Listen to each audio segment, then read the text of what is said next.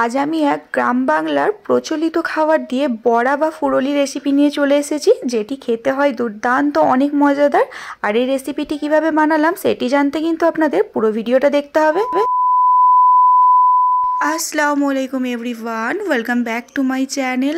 আমি সকলের প্রিয় শাবনূর। আমি চলে এসেছি আবারও একটা মজাদার রেসিপির সাথে। তো থাম্বনেল দেখে কে কতটা বুঝতে পেরেছেন জানি না, তবে এই জিনিসটা দেখে আপনারা হয়তো চিনতে পারছেন যে এটা গ্রাম বাংলার প্রচলিত এক শাঁস, যেটাকে বলা যায় তালের শাঁস। সো তাল খাওয়ার পর যে আটিটা পড়ে থাকে, সেই আটিটা শুকনো হওয়ার পর এই তালের শাঁসটা পাওয়া যায়, অর্থাৎ এটাকে আমরা কলের আটি বলা যায়। অনেকে অনেকভাবে বলে, কে কী বলেন এটাকে আমাকে একটু কমেন্ট সেকশানে কমেন্ট করে জানাবেন আপনারা এটাকে কে কী বলে থাকেন। তো আমরা গ্রামের মানুষ, গ্রামের মেয়ে, বিশেষ করে আমি, তো এইটা আমাদের এদিকে খুবই চলে। এটাকে না আমরা এরকম ফুরোলি বা বড়া হিসেবে করে খাই। আপনাদের এদিকে বা আপনারা যারা যারা ভিডিওটা দেখছেন তাদের কাছে যদি এই কলের শাঁস বা কলের আটিটা থেকে থাকে, আপনারাও কিন্তু আমার ভিডিওটা দেখে ঝটাপট এইভাবে কিন্তু মজাদার ফুরোলি বা এরকম একটা রেসিপি বানিয়ে নিতে পারেন। তো তার জন্য আমি প্রথমে জলের মধ্যে ওই তালের শাঁসগুলো আমি দিয়ে দিয়েছিলাম তো সিদ্ধ হওয়ার জন্য। তো ফুটে সিদ্ধ হয়ে গেলে আমি জল ছেঁকে ওপর দিয়ে ঠান্ডা জল দিয়ে ওটাকে রেখে দিয়েছিলাম। এরপর আমি এটাকে একটা গ্লাসের পেছু দিকটা করে বা উল্টো দিকটা করে আমি ভালো করে একটু মিহি করে নিলাম। আর খুব মিহি করিনি, আপনারা দেখে বুঝতে পেরেছেন কতটা মিহি করেছি। এরপর একটা গামলায় আমি 1 কাপ ময়দা, 1 কাপ চালের আটা নিয়েছি। আপনাদের কাছে চালের আটা না থাকলে শুধু ময়দা দিয়েই করবেন।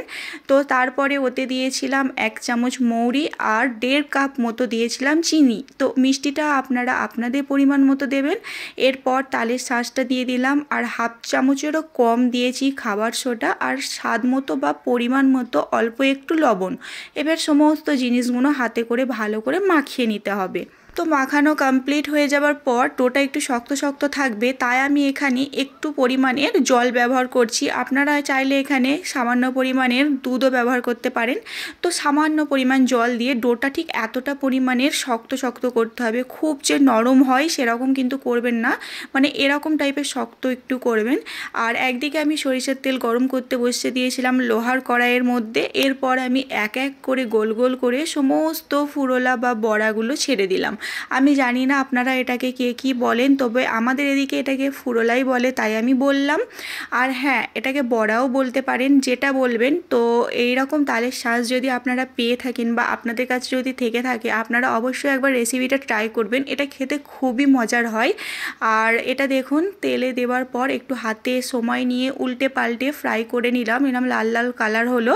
তো আমাদের ফুরোলা রেডি হয়ে গেল। আপনারা কিন্তু অবশ্যই বাড়িতে একবার ট্রাই করবেন। যারা শহরে থাকেন তারাও এটা কিনে এনে ট্রাই করতে পারেন, খেতে খুবই মজার হয়। তো আজকে আমার রেসিপিটা কীরকম লাগলো জানাবেন। আজকের মতো এখানেই, আল্লাহ হাফেজ, বাই।